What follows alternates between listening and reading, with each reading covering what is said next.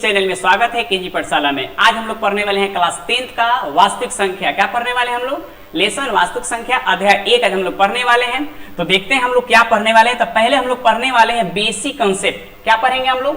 Basic पहले पढ़ेंगे, इसलिए कि वास्तविक संख्या जो लेसन पहला जो अध्याय है हम लोग पहले क्या पढ़ते हैं? बेसिक पढ़ते हैं। बेसिक के बाद ही हम लोग क्या करेंगे? इस पर हम लोग क्वेश्चन करेंगे, है ना। तो पहले हम लोग देखते हैं कि आखिर वास्तविक संख्या होता क्या है। जब तक हम वास्तविक संख्या अगर हम नहीं समझते हैं तो इसके बाद जितने भी इस लेसन में हम लोग क्वेश्चन पढ़ेंगे समझ नहीं पाएंगे। तो पहले हम लोग समझेंगे कि वास्तविक संख्या होता क्या है। इसके बाद जितनी भी वास्तविक संख्या के जो भाग होगा हम लोग अच्छे तरीके से समझ लेंगे। इसके बाद जो आगे वाला जो वीडियो होगा इसके बाद हम एक्सरसाइज पढ़ाएंगे। एक्सरसाइज 1.1 होगा, 1.2 होगा, 1.3 होगा, उसके बाद 1.4 हो जाएगा। तो पहले हम लोग इस वीडियो में हम क्या पढ़ने वाले हैं? तो पूरे बेसिक कंसेप्ट देखते हैं कि वास्तविक संख्या होता क्या है। तो हम लोग समझते हैं कि वास्तविक संख्या क्या होता है। तो यहाँ पर ध्यान देंगे कि वास्तविक संख्या, तो वास्तविक संख्या वैसी संख्या जो होती है कि जो परिमेय तथा अपरिमेय संख्या को सम्मिलित को हम क्या कहते हैं? वास्तविक संख्या कहते हैं। यानी वास्तविक संख्या में परिमेय संख्या और तथा अपरिमेय संख्या दोनों आ जाता है। यानी परिमेय संख्या तथा अपरिमेय संख्या को हम क्या बोल सकते हैं? एक वास्तविक संख्या कह सकते हैं। तो यहाँ पर ध्यान देंगे कि जो कि वास्तविक संख्या है, यहाँ पे परिभाषा पे ध्यान देंगे कि सभी परिमेय संख्या और अपरिमेय संख्याओं को सम्मिलित रूप से लिखने पर वास्तविक संख्या क्या होती है? प्राप्त होती है। हमने इसके पहले ही बताया कि परिमेय संख्या तथा अपरिमेय संख्या को सम्मिलित अगर कर देते हैं, यानी जो दोनों उसमें हो उसको हम बोलते हैं एक वास्तविक संख्या। यानी परिमेय तथा अपरिमेय संख्या को क्या बोल सकते हैं हम लोग? वास्तविक संख्या बोल सकते हैं। यहाँ पर देखिए, अब यहाँ पर ध्यान देंगे कि जैसे में यहाँ पे लिखा है √3, तो √3 क्या है? एक अपरिमेय संख्या है।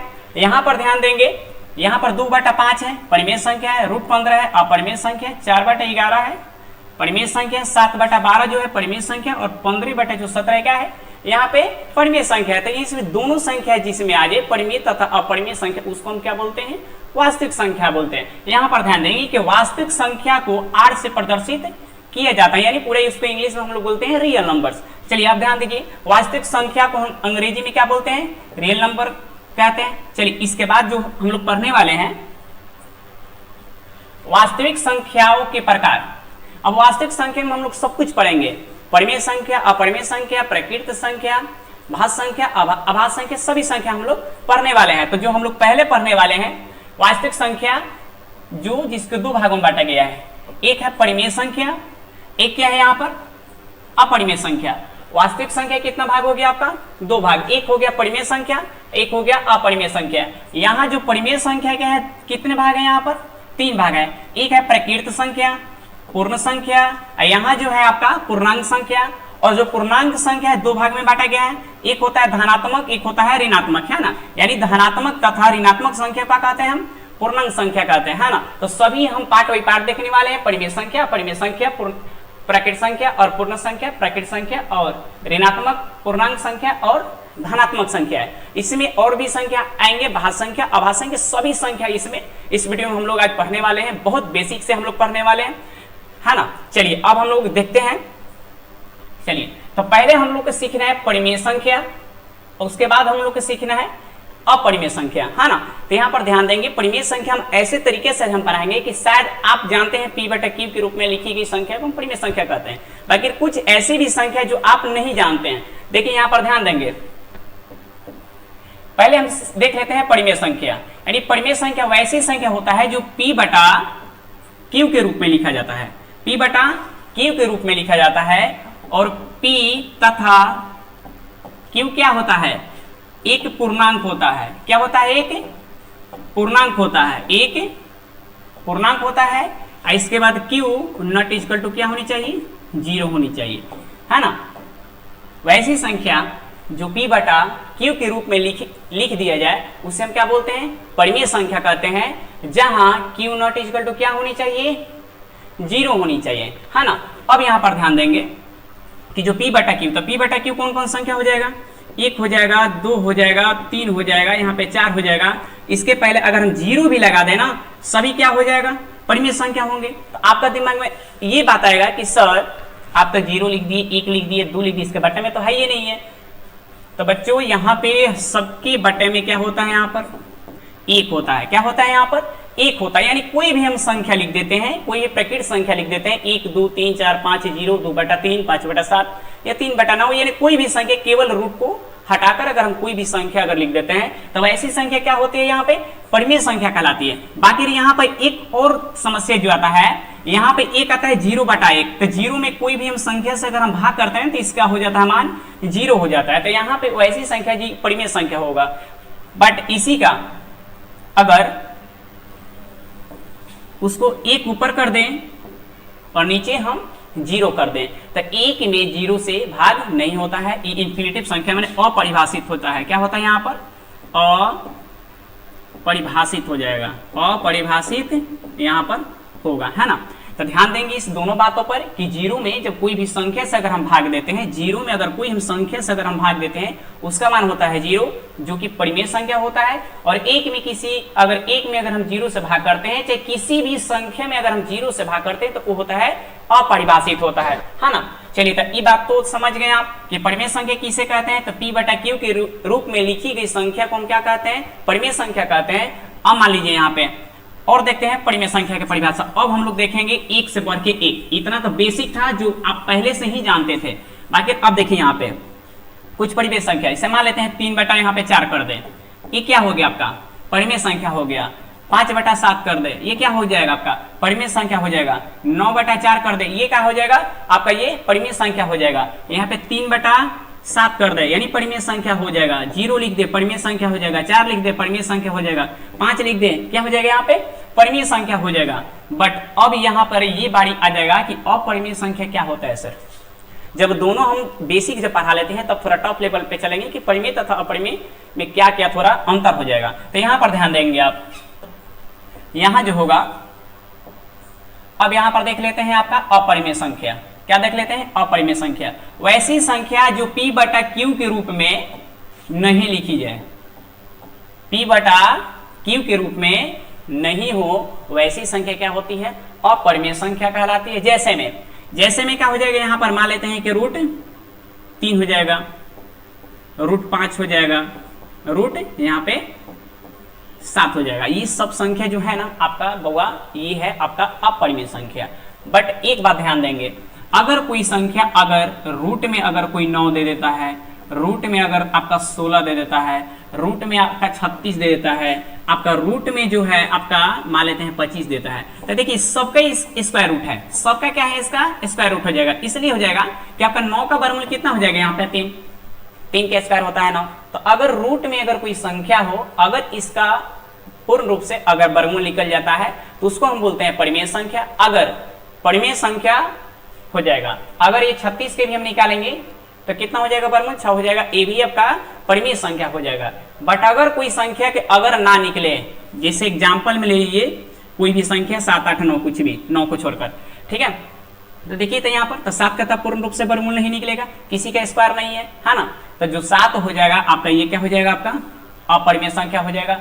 16 क्या हो जाएगा परिमेय संख्या हो जाएगा। 25 क्या हो जाएगा आपका परिमेय संख्या हो जाएगी, इसलिए कि इसका वर्गमूल आपका निकल जाएगा आपका, है ना। तो देखिए और यहाँ पे और बहुत सारे एग्जांपल देखते हैं कि आज के बाद आप लोग का परिमेय संख्या और अपरिमेय संख्या का डाउट पूरा क्लियर हो जाएगा। अब रेकरिंग जो होता है, रेकरिंग दशमलव में आप लोग का परिमेय तथा अपरिमेय में काफी ज्यादा समस्या होता होगा हर स्टूडेंट को, तो यहाँ पर ध्यान देंगे आप। तो परिमेय संख्या और अपरिमेय संख्या जो बेसिक था हम लोग समझ गए, है ना। चलिए कुछ और एग्जांपल छोटा छोटा ले लेते हैं। मान लीजिए यहाँ पर है आपका, मान लेते हैं कि √3/16, √3 और बटा में यहाँ पर 16। कोई पूछेगा कि सर परिमेय संख्या है कि अपरिमेय संख्या है, तो देखिए यहाँ पर होगा अपरिमेय संख्या, क्योंकि देखिए 16 का तो ठीक है आप वर्गमूल निकाल लीजिएगा तो यहाँ पर 4 हो जाएगा। बाकी यहाँ पर 3 को निकालिएगा का सर, 3 का आपका नहीं निकलेगा, है ना। तो इस तरीके से क्या हो जाएगा आपका अपरिमेय संख्या हो जाएगा। अगर यही 3 का अगर हम वर्गमूल निकल जाता तो यहाँ पे परिमेय संख्या हो जाता। जैसे एक और एग्जाम्पल ले लीजिए, यहाँ पे मान लीजिए कि ये 16 हो जाएगा, आपका ये 9 हो जाएगा, तो ये कौन सा संख्या हो जाएगा, तो यहाँ पर जो होगा 4 हो जाएगा और यहाँ पर आपका ये 3 हो जाएगा। तो ये संख्या जो होगा क्या हो जाएगा आपका, ये परिमेय संख्या हो जाएगा। क्या हो जाएगा, परिमेय संख्या हो जाएगा। बट एक और बात ध्यान दीजिए, अगर √3 में अगर हम √3 से ही भाग कर देते हैं, अगर देखिए अपरिमेय संख्या में कोई संख्या अगर जोड़ दिए जाए या कोई संख्या घटा दिए जाए, वैसी संख्या क्या हो जाएगा, हमेशा अपरिमेय संख्या होगा। क्या होगा, अपरिमेय संख्या होगा। या मान लेते हैं कि कोई संख्या में आपका परिमेय संख्या में कोई अगर अपरिमेय संख्या अगर जोड़ दिया जाए तो क्या हो जाएगा आपका ये अपरिमेय संख्या हो जाएगा। या मान लेते हैं कि परिमेय संख्या में अगर कोई अगर अपरिमेय संख्या अगर घटा दिए जाए फिर भी क्या हो जाएगा यहाँ पर, ठीक है, अपरिमेय संख्या हो जाएगा। यानी किसी संख्या में परिमेय संख्या या अपरिमेय संख्या में जोड़ दिए जाए या घटा दिए जाए, हमेशा वो क्या हो जाएगा, अपरिमेय संख्या ही होगा। अब चलिए यहाँ पर अब ध्यान दिया जाए। अब मान लेते हैं कि यहाँ पे √3 है, √3 है, तो √3 में अगर 3 से हम भाग करेंगे तो क्या हो जाएगा, यहाँ पर 1 हो जाएगा। तब ऐसी संख्या क्या हो जाएगा, यहाँ पे परिमेय संख्या होगा। तो मान लेते हैं कि कोई भी अपरिमेय संख्या में अगर अपरिमेय संख्या से अगर हम गुना करते हैं सेम संख्या से, तो उसको गुना करेंगे तो क्या हो जाएगा, परिमेय संख्या होगा, या भाग करेंगे तो परिमेय संख्या होगा। ठीक है, चलिए बाकी यही अगर हम दूसरा संख्या से अगर हम कर देते हैं, मान लेते हैं √3 में अगर हम √4 से कर देते हैं तो क्या हो जाएगा, यहाँ पर अपरिमेय संख्या होगा। अगर यही हम 3 से करते हैं तो क्या हो जाएगा, यहाँ पर 1 हो जाएगा, तो यहाँ पर हो जाएगा आपका परिमेय संख्या हो जाएगा। अब यहाँ पर ध्यान देंगे कि अगर 3 से गुना कर देते हैं यहाँ पर 4 से, ठीक है, तो √3 में 3 से गुना करेंगे तो 3 हो जाएगा, तो ई हो जाएगा आपका परिमेय संख्या। बाकी यही अगर हम गुने में √3 और गुना में ये करेंगे आपका ये 4, यानी चढ़ती क्या हो जाएगा, यहाँ पर 12 हो जाएगा। रूट में क्या हो जाएगा यहाँ पर, तो रूट में आपका यहाँ पर हो जाएगा आपका ये 12 हो जाएगा। तो ऐसी संख्या जो होगा यहाँ पे क्या हो जाएगा, आपका ये अपरिमेय संख्या हो जाएगा। क्या हो जाएगा, यहाँ पर अपरिमेय संख्या हो जाएगा। ठीक है, चलिए अब हम लोग आगे देख लेते हैं। अब देखिए अब हम लोग पढ़ने वाले हैं एडवांस थोड़ा, है ना। चलिए देखिए, कभी कभी संख्या जो देखे होंगे तो ऐसे लिखा होगा 1 2 3 4 5 6 या कुछ भी, और यहाँ पे dot dot dot dot dot dot दिया होगा। क्या होगा, डॉट डॉट। यहाँ पर जो होगा 1.2465 डॉट डॉट डॉट, है ना। एक और एग्जाम्पल ले लेते हैं। मान लीजिए कि 1.3465 या कुछ भी ले लीजिए, है ना। चलिए एक और ले लेते हैं आपके यहाँ पे, ठीक है। तो यहाँ पे हो जाएगा आपका 3.3333, है ना। चलिए और एग्जाम्पल ले लीजिए 1.0 या 101110, फिर 3 गो 1 फिर 0 फिर 4 गो 1 फिर 0। अब देखिए ये जो होगा इसके ऊपर बार लगा दीजिए। क्या लगा दीजिए, आपके बार लगा दीजिए, है ना। अब यहाँ पर ये हम लोग समझते हैं कौन सा परिमेय संख्या होगा और कौन सा अपरिमेय संख्या होगा। तो ध्यान देंगे, अगर कोई भी संख्या में दशमलव के बाद अगर कोई संख्या अगर रुक जाता है, केवल रिपीट हो या ना हो, ठीक है, कोई अगर संख्या क्या हो रुक जाता है यहाँ पे, तो देखिए यहाँ पे रुका हुआ है, क्या नहीं रुका हुआ है। तो वैसी संख्या जो होगा ना, यहाँ पर जो होगा आपका ये अपरिमेय संख्या होगा, परिमेय संख्या होगा। अब ये संख्या जो देखिए 1.3463, ये संख्या जो है क्या है, यहाँ पे रोक गया है, तो ये संख्या जो होगा यहाँ पर परिमेय संख्या हो जाएगा। क्या हो जाएगा, यहाँ पर परिमेय संख्या हो जाएगा।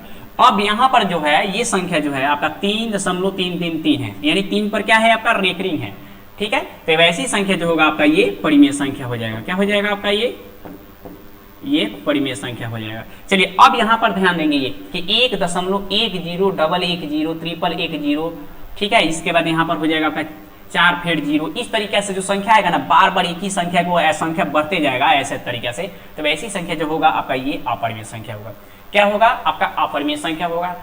अब ऐसा नहीं लगता है कि आपके दिमाग में परिमेय संख्या और अपरिमेय संख्या में कोई अगर डाउट हो तो कमेंट जरूर कीजिएगा। चलिए अब हम लोग परिमेय संख्या और अपरिमेय संख्या अच्छे से हम लोग समझ गए हैं कि P/Q के रूप में लिखी गई संख्या को हम परिमेय संख्या कहते हैं, और P/Q के रूप में नहीं लिखी गई संख्या को हम क्या बोलते हैं, अपरिमेय संख्या बोलते हैं। यानी कोई भी संख्या 1 2 3 4 5 2/3 5/7 वैसी संख्या होता है, आपका ये परिमेय संख्या हो जाएगा।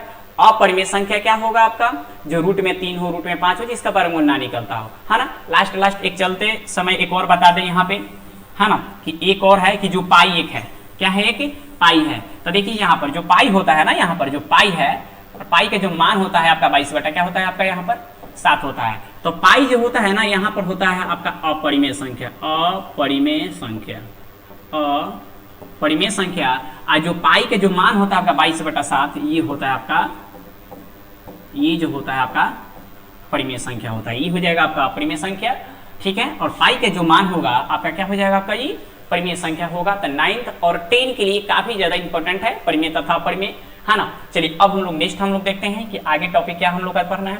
चलिए आगे जो पढ़ना है प्रकृत संख्या, तो ये तो प्रकृत संख्या काफी हम लोग बेसिक से ही पढ़ते हैं हम लोग आ गए, है ना। चलिए तो यहाँ पर ध्यान देंगे कि प्रकृत संख्या जो होता है, आपको गिनती की संख्या को क्या बोलते हैं हम, है ना। गिनती की संख्या को क्या बोलते हैं, गिनती की जो संख्या होता है 1 2 3 यहाँ पर, है ना। तो गिनती की संख्या को हम क्या बोलते हैं, प्रकृत संख्या बोलते हैं, है ना। अब इसी में एक और देख लेते हैं पूर्ण संख्या, है ना। क्या देख लेते हैं, पूर्ण संख्या है हम लोग देख लेते हैं। चलिए पूर्ण संख्या क्या होता है, वैसी संख्या जो गिनती के पहले हम शून्य लगा देते हैं। गिनती की संख्या के पहले हम क्या लगाते हैं, अगर हम शून्य लगा देते हैं तो वैसी संख्या क्या होती है, पूर्ण संख्या कहलाती है। चलिए अब हम लोग देख लेते हैं एक और संख्या देख लेते हैं, भाज्य संख्या। क्या देख लेते हैं, भाज्य संख्या। चलिए तो भाज्य संख्या क्या कहलाता है, भाज्य संख्या क्या कहलाता है, सबसे छोटी भाज्य संख्या होता है 4, 6 हो जाएगा आपका, ठीक है, 8 हो जाएगा, 9 हो जाएगा या 10 हो जाएगा, है ना। चलिए तो भाज्य संख्या वैसी संख्या होता है कि जो अपने से तो कट ही जाता है और एक के अलावे अगर कोई और एक संख्या से अगर कट जाता है उसको हम बोलते हैं भाज्य संख्या। उसको क्या बोलते हैं, भाज्य संख्या बोलते हैं, है ना। अब हो जाता है आपका अभाज्य संख्या। क्या हो जाएगा आपका, अभाज्य संख्या। तो अभाज्य संख्या कैसी संख्या हो जाएगा, आपका सबसे छोटी अभाज्य संख्या होता है 2, फिर हो जाएगा 3, 3 के बाद हो जाएगा आपका 5, फिर हो जाएगा 7, ठीक है, उसके बाद हो जाएगा आपका 11, फिर हो जाएगा 13। भाज्य संख्या और अभाज्य संख्या में अंतर सिर्फ है कि भाज्य संख्या जो होगा ना अपने से तो कटेगा ही, एक के अलावे कोई और अगर संख्या से कट जाता है तो वैसी संख्या भाज्य संख्या कहलाती है। अभाज्य में क्या हो जाता है कि अभाज्य संख्या तो खुद के ही संख्या से कटेगा, 2 2 से कटेगा, 3 3 से कटेगा, 5 5 से कटेगा, 7 7 से कटेगा, 11 11, 13 से 13, ऐसी संख्या अपने आप से ही कटेगा। अब यहाँ ये बात हो जाएगा कि सर ये बताइए कि फिर एक कैसी संख्या हो जाएगा। सर मान लेते हैं कि एक को हम क्यों नहीं बोले हैं कि भाज्य और अभाज्य क्यों नहीं होगा, सबसे इंपॉर्टेंट ये हो जाता है, ये डाउट जो होता है बच्चे के मन में बहुत सारा रहता है। देखिए कि जो भाज्य संख्या जो होते हैं ना, जो भाज्य संख्या होता है इसका गुणनखंड अगर हम करते हैं ना, भाज्य संख्या के अगर हम गुणनखंड करते हैं तो हमेशा देखिएगा कि 2 से क्या होगा, अधिक होगा, 2 से क्या होगा, अधिक होगा। एग्जाम्पल में ले लीजिए कि अगर हम मान लेते हैं कि अगर 4 है, यहाँ पर 4 का हम गुणनखंड कर दे तो 1 हो जाएगा, 2 हो जाएगा और यहाँ पर 4 हो जाएगा, 1 2 4 हो जाएगा। 4 का हम गुणनखंड किए तो यहाँ पर 1 2 क्या हो गया, यहाँ पर 4 हो जाएगा। अब देखिए हमेशा देखिएगा 6 को भी करेंगे तो 1 हो जाएगा, 2 हो जाएगा, 3 हो जाएगा और 6 हो जाएगा। हमेशा भाज्य संख्याओं का अगर हम गुणनखंड करते हैं तो 2 से क्या होगा, अधिक होगा, 2 से अधिक होगा। अगर हम अभाज्य संख्याओं का गुणनखंड करेंगे तो हमेशा 2 ही होगा। देखिए अगर 2 को हम करते हैं तो 1 हो जाएगा, ऐसे कितना हो जाएगा, 2 हो जाएगा। 3 के करेंगे तो 1 हो जाएगा, 3 हो जाएगा। 5 को अगर हम करते हैं तो 1 होगा, 5 होगा। अगर 7 को करते हैं तो 1 और 7 होगा। यानी भाज्य संख्याओं का हमेशा गुणनखंड 2 से अधिक होगा और अभाज्य संख्याओं का अगर हम गुणनखंड करते हैं तो 2 से अधिक नहीं होगा, केवल 2 ही होगा। बाकी अगर हम 1 को अगर हम गुणनखंड करेंगे तो केवल क्या होगा, यहाँ पर 1 होगा। 1 को अगर हम गुणनखंड करते हैं तो केवल क्या होगा, यहाँ पर 1 होगा, न भाज्य संख्या होगा न अभाज्य संख्या होगा। यानी भाज्य संख्या का गुणनखंड हमेशा 2 से अधिक होगा, अभाज्य संख्या का गुणनखंड हमेशा कितना होगा, 2 ही होगा, है ना। चलिए तो हमेशा 2 ही संख्या होगा भाज्य संख्या का गुणनखंड। देखिए 2 को इसे गुणनखंड किए तो 1 और 2 होगा। तो आप समझ गए होंगे भाज्य संख्या अभाज्य संख्या, और 1 क्यों नहीं होगा भाज्य संख्या अभाज्य संख्या, बिल्कुल आप समझ गए होंगे, क्योंकि इसका गुणनखंड केवल 1 ही है, ना 2 ही है ना 2 से ही अधिक है, इसलिए 1 जो है आपका प्रकृत संख्या में आता है 1 2, है ना। चलिए अब हम लोग आगे देख लेते हैं, भाज्य हो गया, अभाज्य हो गया, पूर्ण और अभाज्य हो गया। चलिए नेक्स्ट हम लोग देखते हैं आगे हम लोग का पूर्ण संख्या भी इसके पहले हम लोग पढ़ लिए हैं कि 0 यानी गिनती के पहले की संख्या, यानी गिनती के पहले हम लगा दें 0, यानी गिनती की संख्या के पहले हम शून्य लगा देते हैं, उसको हम बोलते हैं आपका पूर्ण संख्या, है ना। चलिए तो ये तब समझ गए हम लोग। चलिए अब हम लोग को सीखना है पूर्णांक संख्या। पूर्णांक संख्या क्या होता है, तो पूर्णांक संख्या वैसी संख्या होती है, यानी धनात्मक संख्या और ऋणात्मक संख्या, यानी दोनों संख्या होनी चाहिए। हमेशा देखते हैं कि जब कभी हम लोग क्वेश्चन बनाते हैं तो माना कि धनात्मक संख्या ये है, माना कि अभी कभी ऐसा नहीं देखे होंगे कि माना कि ऋणात्मक संख्या है, हमेशा मानते हैं तो हमेशा धनात्मक और ऋणात्मक लिखना पड़ेगा, इसलिए कि ऐसा नहीं माने कि माना कि पूर्णांक संख्या ये x है, गलती हो जाएगा, क्योंकि पूर्णांक संख्या में हमेशा दोनों संख्या आएंगे, यानी धनात्मक भी और ऋणात्मक भी। तो यहाँ ध्यान देंगे कि यहाँ जो पूर्णांक संख्या है, एक धनात्मक संख्या तथा ऋणात्मक संख्या को हम क्या बोलते हैं, पूर्णांक संख्या कहते हैं, है ना। तो देखिए यहाँ जो दर्शाया गया, ये जो है इधर जो तीर दर्शाया गया है, यहाँ पे निगेटिव दर्शाया गया है। क्या है यहाँ पे, निगेटिव, और 0 से इधर क्या दर्शाया गया है आपका, यहाँ पे पॉजिटिव दर्शाया गया है। ठीक है, तो यहाँ से पॉजिटिव हो जाएगा और इधर शून्य से जो है आपका यहाँ पे निगेटिव हो जाएगा। यानी धनात्मक तथा ऋणात्मक संख्या को हम क्या बोलते हैं, पूर्णांक संख्या बोलते हैं, है ना। चलिए अब हम लोग आगे देखते हैं। अब हम लोग को देखना है कि यूक्लिड विभाजन एल्गोरिथम, इसको हम बोलते हैं कलन विधि, है ना। तो इसको आपको यूक्लिड विभाजन जो एल्गोरिथम होता है, इसको हम लोग क्या निकालते हैं, इसको हम मौसा निकालते हैं। क्या निकालते हैं हम लोग, मौसा निकालते हैं। इसको हम निकालते हैं मौसा। ये जो हम लोग यूक्लिड विभाजन एल्गोरिथम जो इसको हम कलन विधि बोलते हैं, है ना। तो यूक्लिड विभाजन एल्गोरिथम की जगह पर हम परिमेयका बोल सकते हैं, इसको हम प्रमेयका हम बोल सकते हैं, है ना। इसको दो नाम से हम बोल सकते हैं। चलिए तो इसको हम निकालते हैं मौसा निकालने के लिए। इसको जो हम निकालते हैं क्या निकालने के लिए, मौसा, यानी एसीएफ हम निकाल सकते हैं। इसको हम बोल सकते हैं एसीएफ, यानी बोलेगा कि यूक्लिड विभाजन एल्गोरिथम हम किस प्रयोग से करते हैं, यानी मौसा निकालने के लिए, यानी एसीएफ निकालने के लिए, हाँ ना। अब देखिए एसीएफ में क्या होगा, अब ध्यान दीजिएगा कि मान लेते हैं कि कोई संख्या अगर इस तरीके से हम भाग करते हैं, मान लेते हैं कि 3 है, ये 10 है, ठीक है। तो हम भाग देंगे तो यहाँ पर 3 तरीके हो जाएगा आपका 9, और 10 में से 9 हो जाएगा 1, ठीक है।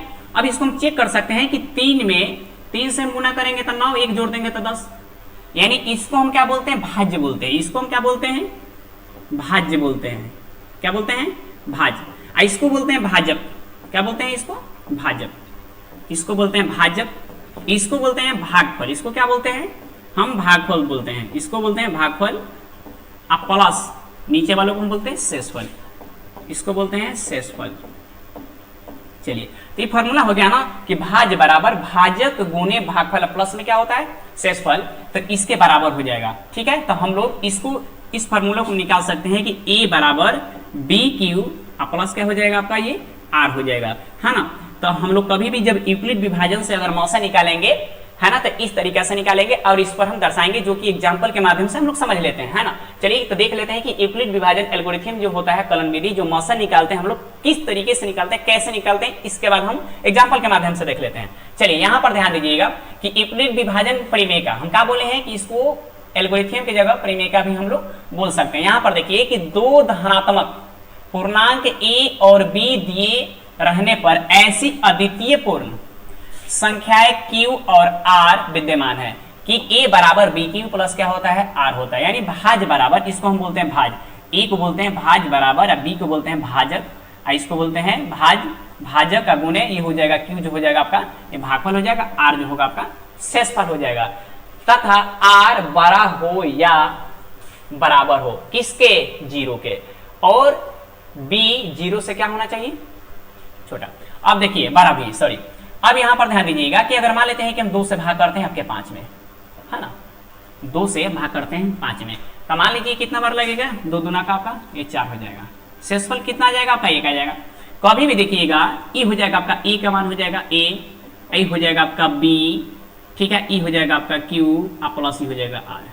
हमेशा देखिएगा कि ये जो शेषफल जो होगा, शेषफल कि हमेशा इससे, यानी इसको भाजक से हमेशा क्या होगा, छोटा होगा, हमेशा ना तो 0 होगा ना तो इसी से क्या होगा आपका ये छोटा होगा, और इसी से ये क्या होगा, भाजक हमेशा बड़ा होगा। यानी जब भी हम भाग करेंगे तो मान लेते हैं कि अगर 2 ही, अगर मान लीजिए कि अगर हम 2 से हम भाग करते हैं 2 ही में, तो कट के क्या हो जाएगा, 2 एकम 2, ये तो कट कर 0 हो जाएगा ना, यहाँ हो जाएगा आपका ये 0 हो जाएगा। यानी शेषफल इसी से, भाजक से शेषफल हमेशा क्या होता है आपका, यानी हम लिख सकते हैं ना कि जो रिमाइंडर होगा हमेशा 0 से क्या होगा, यहाँ पे 0 से बढ़ या बराबर हो जाएगा, 0 से बढ़ या बराबर, हमेशा b से क्या हो जाएगा, यहाँ पर छोटा हो जाएगा। हमेशा जो शेषफल होता है यहाँ पर, जो शेषफल होगा हमेशा 0 से बढ़ या बराबर हो जाएगा, b से क्या हो जाएगा, यहाँ पर छोटा हो जाएगा। इसको भी आप ध्यान रखेंगे। यहाँ पर ध्यान देंगे कि यूक्लिड विभाजन एल्गोरिथम 2 धनात्मक पूर्णांकों का महत्तम समर्थक परिकलित करने की एक तकनीक है ना। यूक्लिड विभाजन एल्गोरिथम जो होता है इसको हम क्या निकाल सकते हैं, इसको महत्तम समर्थक यानी एचसीएफ, यानी हम मौसा निकाल सकते हैं, है ना। चलिए अब हम लोग देखते हैं एक एग्जांपल, इस पर हम लोग देख लेते हैं कि हम लोग बनाना कैसे है। यहाँ का हम लोग एग्जांपल एक देख लेते हैं कि यहाँ जो दिया है, तो यहाँ जो देखिए, यहाँ जो दिया है ए का मान है 225 है और बी जो है 135 है। सबसे बड़ी संख्या को ए तथा सबसे छोटी संख्या को क्या मानना है आपको, बी, याद रखिएगा, है ना, को बी मानते हैं। यूक्लिड विभाजन एल्गोरिथम के प्रयोग से। हमेशा इस बातों को लिखेंगे कि यूक्लिड विभाजन एल्गोरिथम के प्रयोग से या यूक्लिड विभाजन परिमेयका से, दोनों लिख सकते हैं, ऐसा कोई दिक्कत नहीं है। हाँ, कैसे देते हैं? जिस तरीके से हम लोग भाग विधि ए बराबर बी क्यू प्लस आर, तब हम लोग क्या करते हैं कि जो 135 है यहाँ पर, तो जो 135 है इसको हम भाग करेंगे कितना में? 225 में। ठीक है, जिस तरीके से हम लोग भाग विधि से मौसा निकालते उसी तरीके से निकालना है, बस थोड़ा सा इसमें डिफरेंट है। 135 है तो यहाँ 2 बार अधिक हो जाएगा, तो यहाँ 1 मरतबे लगा देंगे, क्या हो जाएगा आपका 135, 100 हो जाएगा 35, 5 में से 5 जाएगा 0 हो जाएगा, और 12 में से 3 जाएगा आपका 9 हो जाएगा, ये कैंसिल हो जाएगा। ठीक है, इतना बना के रुक जाना। इसके बाद क्या करना है कि ई हो जाएगा आपका ए का मान हो जाएगा, ई हो जाएगा बी का मान, ई हो जाएगा क्यू के मान, ई हो जाएगा आपका आर का मान हो जाएगा। चलिए, तो यहाँ जो होगा एक जगह पर हम क्या करेंगे, इसको बीच वालों को पकड़ लेना है 225 को, एक जगह लिखेंगे आपका 225, इसके बाद बराबर दे देंगे, और b का जो मान है यहाँ पर 135 है तो यहाँ पर कर देंगे 135, उसके बाद गुन्ना कितना है आपका 1 है तो 1 दे देंगे, और प्लस कितना है आपका 90 है, ये हो जाएगा आपका 90। तब तक इस तरीके से हम लोग बनाते आएंगे कि जब तक ले r का मान 0 ना आ जाए। ठीक है, चलिए अब देखिए यहाँ पर, अब इसको हम लिख सकते हैं कि r not equal to 0, r not equal to हम 0 लिख सकते हैं, है ना, क्योंकि अभी r का मान 0 नहीं है, आगे हमको बनाना है। चलिए, अब इस तरीके से हम लोग 90 को इस तरीके से घेरेंगे और 135 को उतार देंगे। चलिए, फिर कितना हो जाएगा आपका, 1 मरतबे आ जाएगा यहाँ पर, तो हो जाएगा 90, है ना, ये हो जाएगा आपका 45, ये हो जाएगा आपका 45। ठीक है, शेष पर 45 आ जाएगा। फिर क्या करेंगे, फिर भी चलो इसको पकड़ेंगे 135 को, अब हम लोग पकड़ेंगे 135 बराबर, अब हम कितना गुना करेंगे यहाँ पर, तो यहाँ पर करेंगे 90 गुने 1, यानी लिखेंगे 90 गुना 1 का प्लस कितना है यहाँ पर 45 है, कितना है आपका 45, फिर लिखेंगे r नॉट इक्वल टू 0, है ना। फिर क्या करेंगे, फिर इस तरीके से घेरेंगे 45 से 90 को उतारेंगे, 45 दूना का क्या हो जाएगा आपका, ये 90 हो जाएगा, 45 दूना 90। अब आ गया शेषफल। ऐसी को जो संख्या से लास्ट में जो भाग देने के बाद कट जाता है, यही क्या होता है आपका, ये मौसा हो जाएगा, यानी ये मौसा कितना हो जाएगा आपका 45 हो जाएगा। ठीक है, तो यहाँ पर फिर इसको बीच वालों को पकड़ेंगे 90 को, क्या करेंगे 90 बराबर, फिर लिखेंगे आपका 45 गुने 2,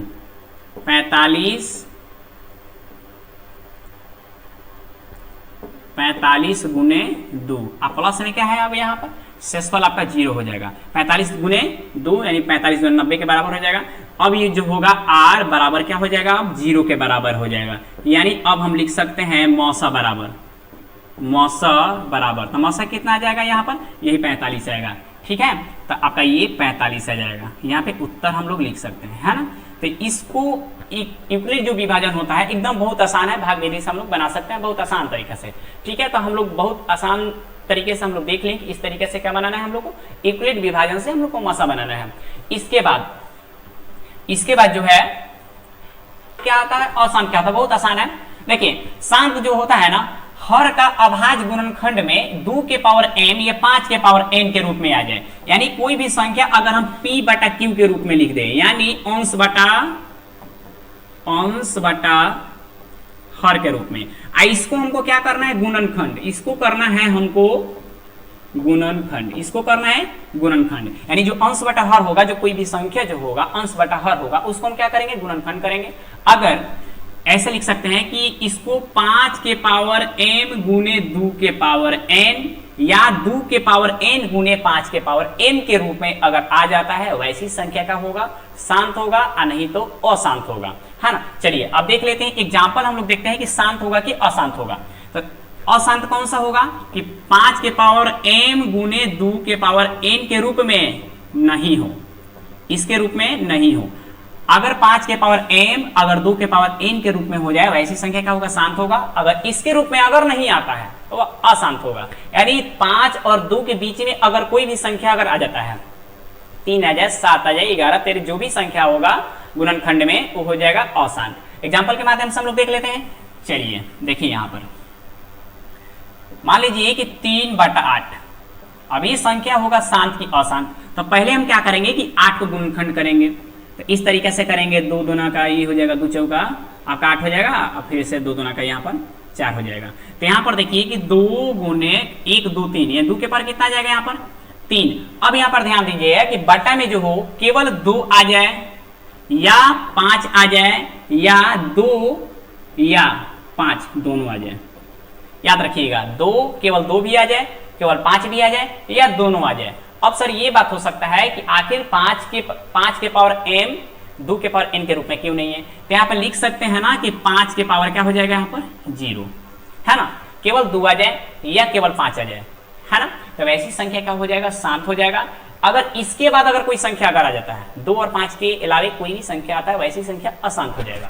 यहाँ पर ध्यान देंगे कि 2 के पावर यहाँ पर 3 है और यहाँ पर 5 नहीं आया, तो यहाँ पर 5 के पावर हम 0 लिख सकते हैं। क्यों, किसी भी संख्या के पावर अगर 0 होता है उसका मान 1 होता है। अगर हम 2 के पावर 3 में अगर हम 1 से गुना करते हैं तो संख्या में कोई बदलाव नहीं होगा। तो ऐसी संख्या जो होगा यहाँ पर ना तो शांत हो जाएगा। क्या होगा, यहाँ पर शांत हो जाएगा। तो इस तरीके से हम लोग को देखना है। और एक दो को देख लेते हैं हम लोग, समा लेते हैं कि 2 बटा आपका 25 करते हैं, है ना। तो यहाँ हो जाएगा 2 गुने 5 के स्क्वायर, यानी 5 के ही रूप में आ गया। तो 2 बटा 5 के स्क्वायर ये संख्या क्या हो जाएगा आपका, ये शांत हो जाएगा। क्या हो जाएगा, यहाँ पर शांत हो जाएगा। चलिए और एक दो को देख लेते हैं। यहाँ पर मान लीजिए यहाँ पे 3 अब बाटा यहाँ पर 24।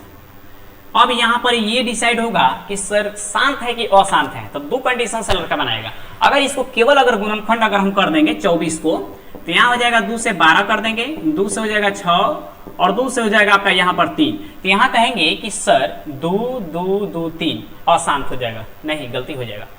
कभी भी अंश बटा हर के रूप में अगर कोई भी संख्या होता है p बटा q के रूप में, तो पहले संख्या को हम गुना काट देंगे, यानी भाग दे देंगे। यानी 3 एकम 1 और 3 8 24। यहाँ हो गया संख्या आपका 1 बटा और 8। तब इसको गुणनखंड करेंगे तो 1 बटा 2 के पावर क्या हो जाएगा, यहाँ पर 3 2 के रूप में आ गया। हाँ, अगर इसके जगह पर अगर हम मान लेते हैं 3 बटा अगर हम 24 करते हैं, 13 बटा 24 कर दीजिए, तब तो नहीं कटेगा।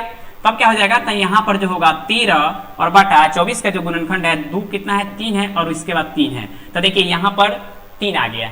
2 और 5 के अलावा कोई भी संख्या अगर आ जाए तो वैसी संख्या, ये संख्या हो जाएगा आपका अशांत हो जाएगा। क्या हो जाएगा, वैसी संख्या अशांत होगा, ये संख्या हो जाएगा आपका शांत। तो यहाँ तक जो हो गया हम लोग शांत और अशांत हम लोग समझ लिए अच्छे से। इसके बाद वाले अगर हम वीडियो में पढ़ने वाले हैं तो हम लोग पढ़ने वाले हैं क्या चीज, तो यहाँ पर हम लोग देख लेते हैं। तो इसके बाद वाले जो वीडियो में पढ़ेंगे हम लोग वास्तविक संख्या प्रश्नावली 1.1 में हम लोग सभी प्रश्न एक बार में ही हम लोग खत्म कर देंगे। तो इस वीडियो में हम लोग बेसिक जो था इस लेसन का हम लोग पढ़ लिए। इसके बाद वाले जो हम लोग लेसन पढ़ने वाले हैं, सॉरी इस लेसन का जो एक्सरसाइज पढ़ने वाले हैं 1.1, तो हम लोग सभी क्वेश्चन को देखेंगे।